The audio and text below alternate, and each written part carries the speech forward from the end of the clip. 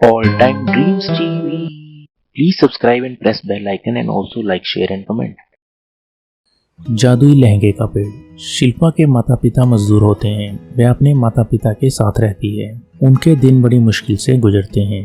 उनको खाना भी बड़ी मुश्किल से नसीब होता है। शिल्पा अपने पिता से कहती है, पिताजी मुझे भी नए नए कपड़े चाहिए। उसके पिता, बेटी हमारे पास पैसे नहीं हैं, मैं तुम्हें नए नए कपड़े नहीं दिला सकता।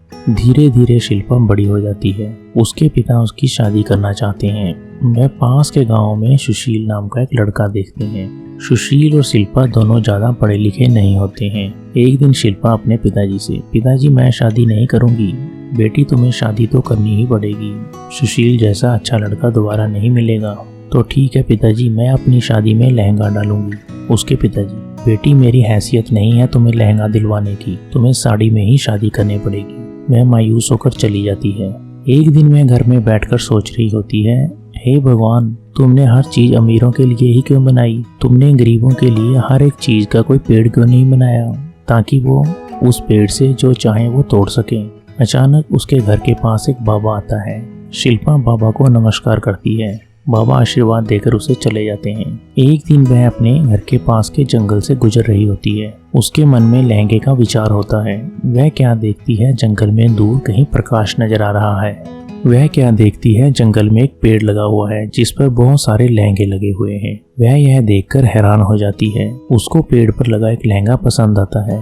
वह उसे तोड़ना चाहती है। जैसे ही वह उसे तोड़ना चाहती है, आवाज आती है, बेटी तुम चाहे जितने मर्जी लहंगे तोड़ लो, पर याद रखना इन कपड़ों को डालकर कभी घमंड मत करना, ना ही कभी गलत काम करना। यह जादुई कपड़े हैं, इसको डालकर जो तुम इच्छा करोगी वो पूर्ण हो जाएगी, पर तुम्हारा मन साफ होना चाहिए। वह हैरान हो जाती है। वह एक लहंगा तोड़कर अपने घर ले जाती है। वह अपने पिता को लहंगा दिखाती है। वह अपने पिता को सारी बात भी बता देती है। एक दिन वह लहंगा डालकर अपने घर में घूम रही होती है। तभी उसके पिता के मित्र आते हैं। अरे बेटी, तुमने तो बहुत अच्छी ड्रेस डाली हुई है, कहाँ से लाई हो? पिताजी ने दिलाई है। अरे तुम्हारे पिताजी के पास इतने पैसे कहाँ से आ गए? उसके पिताजी भोले होते हैं। वह अपने मित्र को सारी बात बता देते हैं। उसका मित्र अगले दिन जंगल में जाता है और वहाँ से बहुत सारे लहंगे तोड़ लेता है। वह एक दुकान खोल लेता है और वहाँ पर लहंगे बेचने लग जाता है। धीरे धीरे वह अमीर हो जाता है।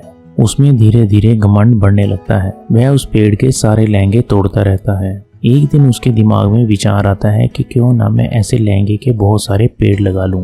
वह जंगल में उस पेड़ के पास उस लहंगे के बीज की तलाश में जाता है। उसे वहां पर उस लहंगे के पेड़ का बीज नहीं मिलता है।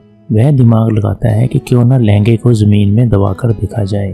वह लहंगे को जमीन में दबा देता है। कुछ दिनों बाद वहाँ एक पौधा लग जाता है और उस पर लहंगे लगने लग जाते हैं।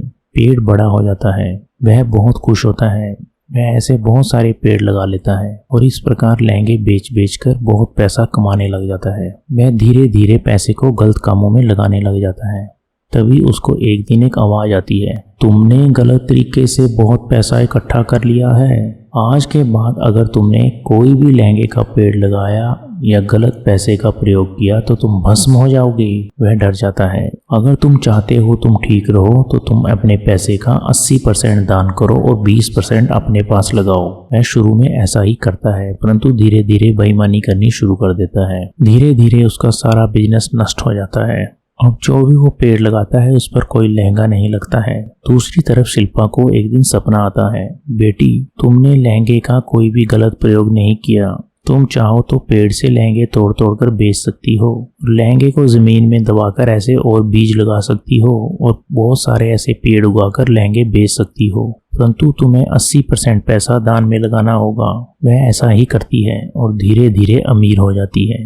तो दोस्तों, इस कहानी से हमें शिक्षा मिलती है, हमें लालच नहीं करना चाहिए और पैसे का गलत प्रयोग नहीं करना चाहिए।